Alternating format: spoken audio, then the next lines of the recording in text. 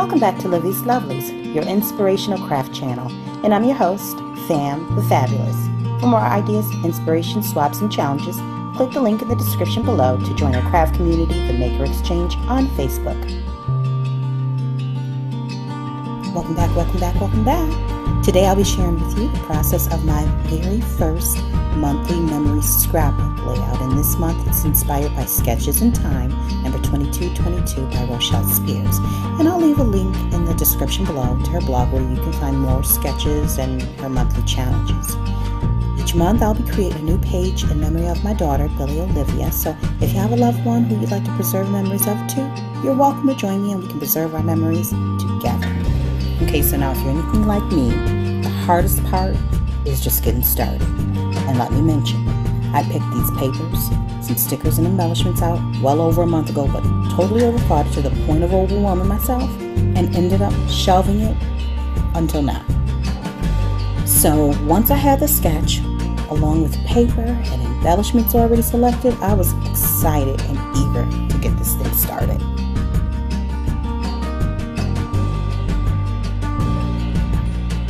So right now I am kind of just referencing the sketch and seeing if I want to do the exact layout of papers as shown here, or if I want to deviate a little bit from it. And I'm going to be honest with you, because this is an emotional project for me, with it being my late daughter in the picture, I needed to just stick with the sketch. I'm going to deviate a little bit in terms of elements and embellishments, but honestly, just to get it done, I stick with the format because I wanted to honor her with it without overcomplicating it. And honestly, my emotions was overcomplicating it, trying to make it too perfect. And so I just go on and lay it down as shown. Now granted, the paper patterns are a little bit different, so it did require me to change some of the size and dimensions of the paper, but for the most part I kind of stick with the same format. And so moving on, I then add the picture in and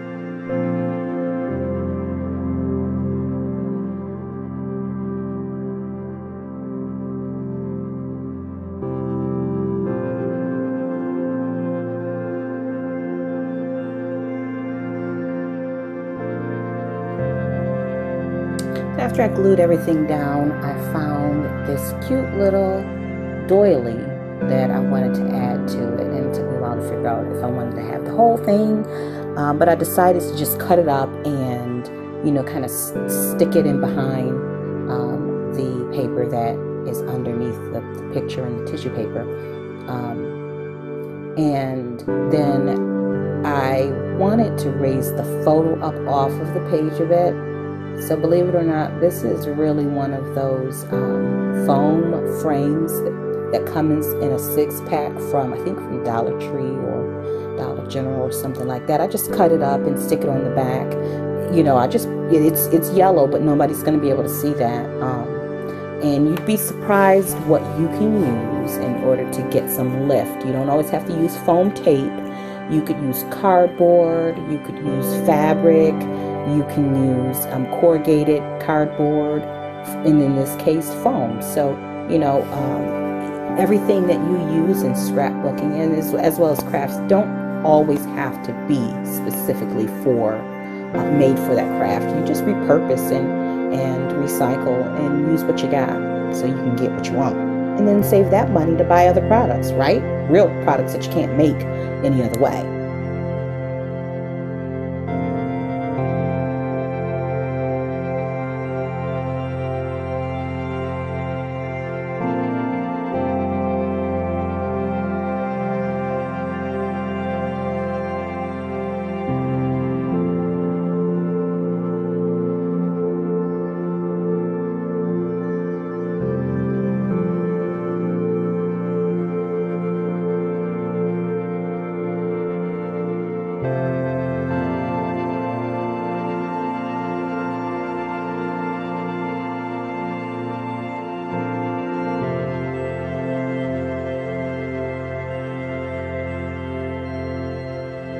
All right, so I noticed that in the original sketch, in the top and bottom corners of this page, there was a little bit of a scalloped edge. And so, because I just recently was gifted a cuddle bug for Christmas by my best friend, I don't have a lot of dies yet, so I needed to accomplish this simply by using your standard scissors, and I was able to do so on the first try, which I was, that was a miracle in and of itself. Now, one thing I wanted to point out to you is that the paper that you see at the very bottom, the bottom layer of this page, the pink pattern paper is not cardstock, and because it's so thin, I needed to support it in order for me to be able to put it in the album or display it in my home. And so I did so using a frozen pizza box. Believe it or not, the pizzas that you get from the store that are around 10 inches round, the boxes are perfect for, crafts just like this, and a lot of different other projects as well. But for this particular case, I needed to support the page, and it was a perfect size, and you would never even know that that's what's behind there. But if you flip this page over, that's what you'll see. You'll see the back of a frozen pizza box. So it's another one of those cases where you see something that you're getting ready to throw out, and you realize it can be used elsewhere in your home, if not your craft room. So, keep an eye out for the cardboard, and I'll also use it for like tags and stuff like that, but that's a whole nother story. You'll hear about that in other videos.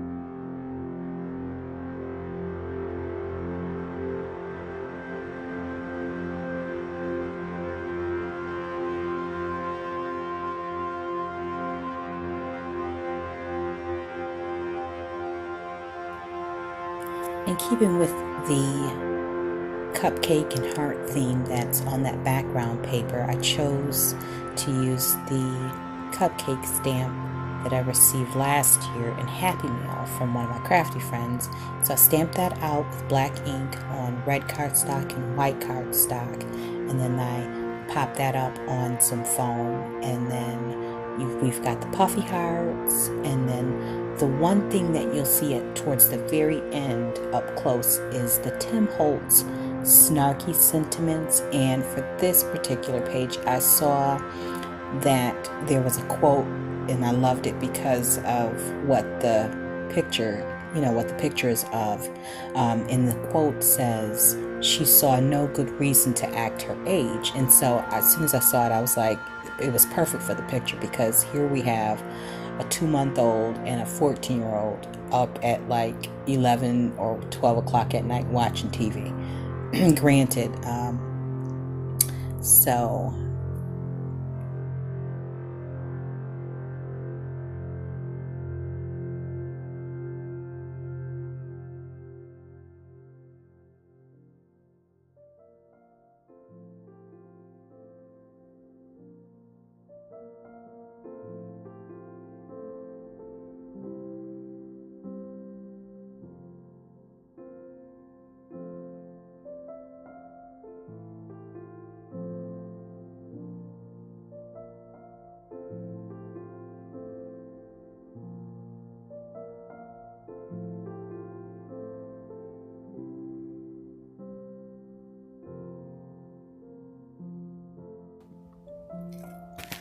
I finished this page off with black hand-drawn borders, as well as some notes about the day that this photo was taken.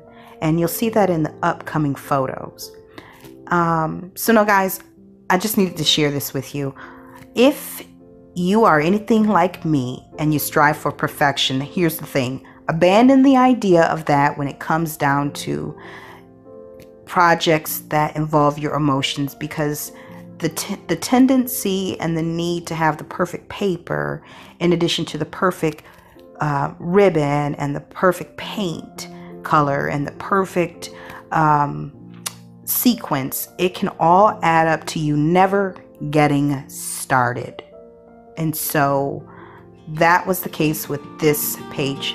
I wanted so desperately to create a page that I was proud of, and that would be a reflection of the two girls in this page that I delayed, and it took me 2 months. But once I committed to the idea, things flowed together and they came out. This page came out as it should, and I'm proud of it.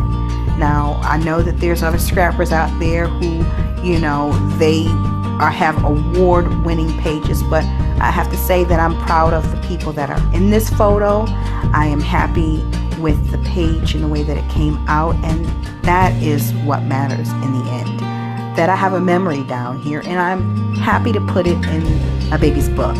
And so I hope that this has inspired or encouraged you to pull out what you have and not wait until you have the perfect blah blah blah to get started in preserving memories of your loved ones and those special moments in time.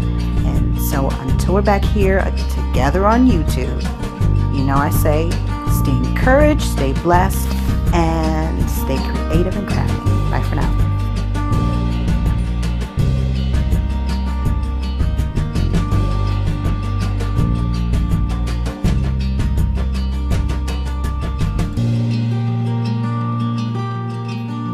If you enjoyed this video, go ahead and give it a thumbs up.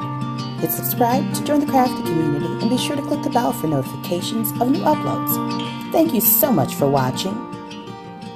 Now stay tuned for more from Livy's Lovelies, your inspirational craft channel. Bye for now.